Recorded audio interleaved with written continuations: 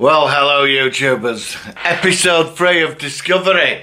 Well, few issues, few positives, and a whole lot of bad. Not really. What did I think of this week's episode? I thought it were better than the two fucking pilots. This one episode. I enjoyed this more than last week. It did start as a video. We're getting somewhere this week on it. It was nice to see Discovery. It is an ugly fucking ship though, isn't it? I mean, I do like it, but it's just...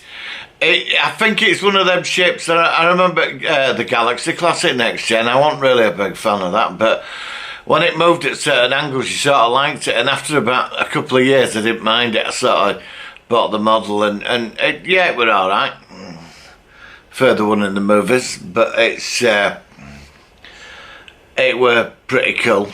But Discovery, yeah, it's an interesting ship. I do like the saucer section, like the circle thing in the middle, you know, where the bridge is and that. I quite like that. Obviously, there's things going on. Right, she's on her way to a prison thing.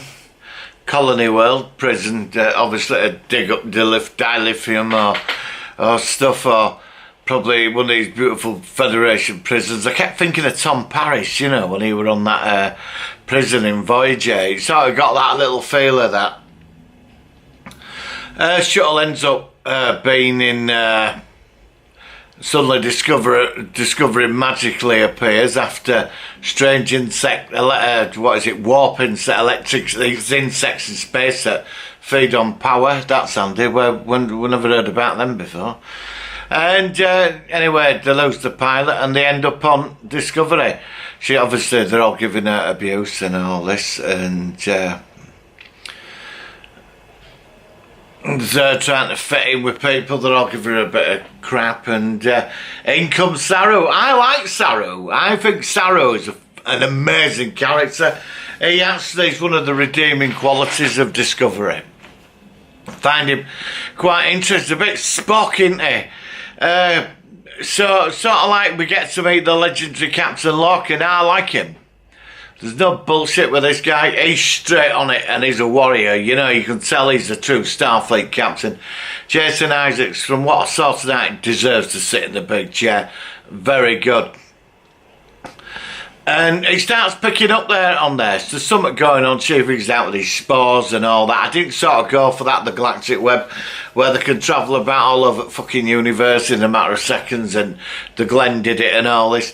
Because you just don't get to hear about this in the Next Gen and Voyager, because it's all transwarp drive and the rest of it. Unless this experiment got canned and, like Quantum Slipstream, it just got buried years later. And the site-to-site transport, they can't do that. But here we go. Here Trek law alert. In the original series, when that creature's flying about with the Klingons, when they're all like, mate, it feeds on the hay. Remember that episode? And that Spock and Kirk, he says, we need to beam in to meet Klingons. And they actually beam from transporter room to somewhere else's ship to meet Kang, you know, the Klingons, like. Well, they just did it like on Next Generation, side-to-side transport, and zap, they were on the other side. Now, unless this ship is like Section 31 and it's ultra technology and it's all experimental, there's something going on here. Or it's... They could go pre-early J.J. Abrams universe. I mean, that could save this series. You know. I mean, I could pick at the flaws. I mean, but there is some good bits. I think after about 5 or 6 episodes, I think I could get to quite like this. Look, it does have a feel of Star Trek to a point. You remember when they went on the Glen and they went in the engine room?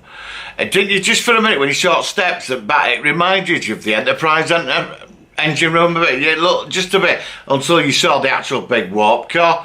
You know, I'm on about the entrance for the warp thing. You thought, have they got going to have you know, is the engine going to be something like that? Just for a few seconds, you thought, is that the Enterprise? I like the characters. I like Temu's boyfriend. His partner got killed, didn't he? By that alien thing, what they created. running around ship eating everybody. I mean, I don't know what that saying with fucking Klingon was when he were going, shh, and then he got eaten, you know, by that creature. Obviously, there's something going on. This has got to be Section 31 or some dodgy part of Federation. That there's obviously we're not going to find out what they're really doing until towards like episode 10 or towards end of series. But when they were running around ship, it was all right. You know, look, you can't do aliens. You know, but you did get in that film, and they're all running out of ship, and this thing's chasing them, and then they get out, and they get this data log and equipment, get on shuttlecraft, and she jumps out into the shuttle and they go. And then it all ends up where prison shuttle is going to leave, but she's not on it. Lorca gets her upstairs and actually says to her, you know, he says, you might have been right in what you did, but, you know, you were right to a point, but wrong as well. But I like somebody who's got a pair of balls. You know, somebody who's going to be by his side. Because there's some dodgy situation coming into this. And she's going to do something to fit in with it. Because she's after what she did. This is where it's all built. He needs her for the reason, for something. Either she's got to put the blame on her, or there's some agenda. Why would she got sent down? So he had a lot of political power to get her out and put her on that ship. So there's a lot more going on. Now, she said she wanted, don't like the Federation to do not fuck about with bioweapons. Yeah, again in Deep Space Nine they did with the Changelings, didn't they? You know, Section 31. Now we saw the Black Starfleet badge, you know, and I'm wondering, is Section 31 involved in this? Is there going to be some sort of thing of them in there? And Lorca's like working with them, you know, to start with about the Klingons. She's there for a purpose, and we haven't explored this purpose. Look, I know he said that thing to her end, and I do like the characters. I mean, that she went down to a room and she went down there, and I like a roommate, and she said one day I want to be a captain. And I liked all that. I thought they were pretty cool, you know. And Michael Burnham is quite a likeable character. I mean, last week I found it a bit hard with it, you know, but he did, and like Lorca said to her, you're not always right, you know what I mean? She thinks she's, and obviously there's a lot of issues with her being like brought up with Vulcans and she's human and all this, you know, and we're going to explore all that. But Lorca seems, I think he's dealing with darker side of politics and the darker side of the Federation, and they're prepared to win this war at any cost. So the ship's just off the line as well, and there was a sister. So there's a lot more, there's a big picture. Now the characters, like I said, I like Saru. I think he's quite honourable. There's something interesting about him. He's quite convincing as an alien, and he is very likeable. And I like him being first officer. He sort of serves it well. But obviously she's somehow going to prove herself on the ship to get into that position. She's going to rise up very slowly. I mean, the background story fits with the last 2 episodes. It fits very nicely. But the crew that are coming into it now, the main characters of the ship, is becoming interesting. Tonight's episode, it had its moments. Look, I know in the Trek community and a lot of fans, some people are really, really annoyed at this. You know, and they watch it and they're comparing it to Orville. But obviously, where Orville's got it right is where people like me or you being a ship with that, because we're all sarcastic, you know. Even the same situation, we can all find humour and be sarcastic, and that's the beauty of Orville. It's got the seriousness with that sarcasm, and it just comes in because you are sarcastic when you're stressed. This, I don't know, I was worried they were going to go down BSG route, you know, turn it into a real human drama, and it is in there, the human drama thing, and I don't really want to get into it. I want to see the characters develop, but I also want some humour in this. Yeah, it needs to tone itself down in a couple of episodes. And right, I know the Klingon story arc is the main thing, but don't forget Star Trek is about the I don't know. Star Trek's had an effect on pop culture for 50 years. It's done a lot of things politically. There's been episodes where it's challenged things. You've watched an episode and it's made you think about certain things, what's going on in the world. You know, Picard used to come out with things, there's classic episodes, the original series, DS9, major classic episodes in there, you know, about the human race and its faults and what needs to be done, what can be put right. And Voyager as well has its wonderful moments, and they've got to get back to that. They've got to put this in there. Now, we've had 3 episodes of The War, Her, and now we've met the crew, and there's a dark, sinister secret going on. Now, I don't mind, I remember in all other series, you probably get 1 or 2, 3 episodes where there's like something going on, except Enterprise Season 3 with the Zindiak, which just bored me senseless. It did. At 12 episodes, Xindi would have been perfect. Got on with it. And you know, Enterprise did start setting up arcs for future seasons, which I liked. Now with this, I think that it has potential. It has potential. Now, I won't pay $5 a week to watch it. Personally, I've got it on Netflix, but with what's going on with it, it's, how do you say this? I think it should have been put on TV where everybody could watch it. I mean, I do believe that. I think just charging for that, nobody's going to pay $5 a week to watch that. They're not going to do it. Or $10 a month or whatever. Now it's on Netflix, 1 episode a week. Personally, I'd rather that Netflix shove the fucking lot on. You could watch it, binge watch it, and then you could just come out what you think of it. But we're getting it weekly, so we're getting to a flow of it. And that's I suppose how it should be, really. But they can't get off the Star Trek mantra. They can't, right? They've got to go like find planets where they get involved with aliens and all this. Now it's going to be great because I know I've got Harry Mudd coming in. Not too impressed with what I've seen about the new Harry Mudd. Roger C. Carmel, God bless him, was perfect as Harry Mudd. He is Harry Mudd, but obviously this is before. But there's questions in the background of all this.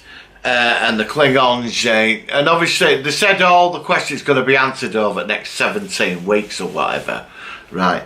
So Lorca's got an agenda, which is interesting, which is obviously backed by the higher ups in the government. We're going to make, there's some interesting aliens. Did you see the alien in the canteen, the blue one?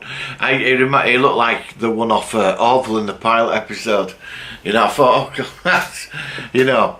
Anyway, back to Discovery. I'm losing the plot again. I mean, I enjoyed it. I did there was a good sort of feeling for it tonight. I mean, I'm not going to knock it and destroy it. I enjoyed tonight's episode. You know, I did. I'm going to give it, I mean, I think I gave 8 or 7 last week. I'm going to give this 8 tonight out of 10. But it has potential. It's going to go somewhere. And obviously it's going to get frustrating. Week after week we're going to be learning more about her and she's on her atonement and all that. But he said to me, I ain't got time for that crap, right? Look, I'm going to give you've got another chance here to do something. Now, they're making out that they're going to use her. They're not. All this is going to play out wonderful at the end where they all sort of start getting, because she's going to do something in a couple of episodes that's going to impress everybody on that ship. She will do, and that's when she'll start fitting in with them all. Now, when they destroyed Glen at end, they beamed over that creature, so obviously there is something going on with that creature. But what, you know, I mean, it's all theory. I mean, it could be a weapon, it could be anything, it could be an alien or whatever. But there's questions, and then you bring in Star Trek lore of what you know from the mythos and what they can't do this and they can't do that and they can and they can't. They can do what the fuck they want, basically, and they're doing it, you know, because this is a new team of writers, new directors, new people on board. So they're going to go, everybody, it's like writing a book, you've got to put your own stamp on it. They've got the title, Star Trek, this is going to be, I'm going to write Star Trek my way. You know what I mean? But they cannot go off the Roddenberry thing, the Gene Road, they can't do it. You know, they've got to get back to it. Now, this is the story arc, 17 episodes. It should be interesting. Now, at the end of the 17th episode, this is how they're going to flop, get buried, Orville will take the crown, we move on to something else. Now, I want Star Trek back, and I want something more than this. I want it to go beyond this. I want a series after Voyager. This is where they should have gone, because the trouble is we're set in the past, they're tied in to certain things, you know, and if they start flouting everything, it's going to backfire. It's going to be a massive backlash.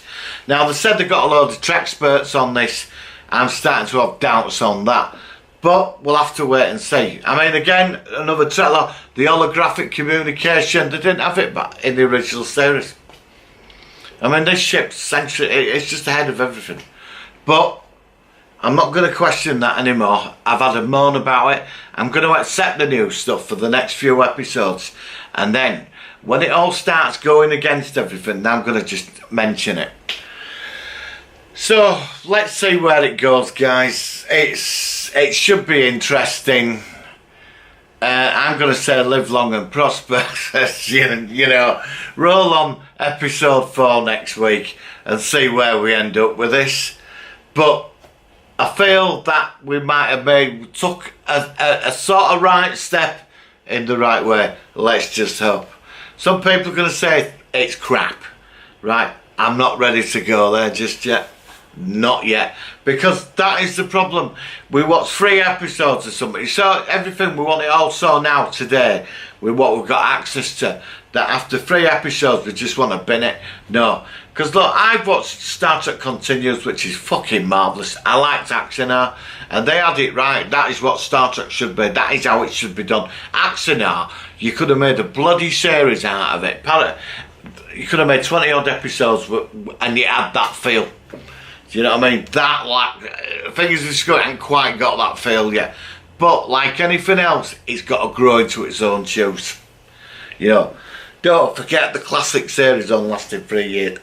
3 years, made it big in reruns. And we got 6 movies. How many spin-offs? All because of the cancelled series in the 60s that came back like a firestorm. You know, Discovery could explode into something positive. But again, I could be eating my own shoes here, you know.